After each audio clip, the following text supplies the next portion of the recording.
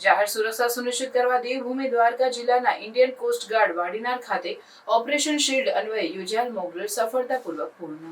દેવભૂમિ દ્વારકા જિલ્લામાં Indian coast guard Vadinar residential colony ખાતે હવાઈ હુમલો થયો। અંદાજિત બપોરે 5 કલાકે પોલીસ કંટ્રોલ રૂમ ખાતે ફોન મારફત ઉપરોક્ત સ્થળો પર હવાઈ હુમલો થવાના કારણે તે ક્ષતિગ્રસ્ત થયા અંગેની જાણકારી મળી, જેના પગલે સાયરન વગાડીને હવાઈ હુમલો થવાની અંગેની જાહેર જનતાને જાણકારી અપાઈ।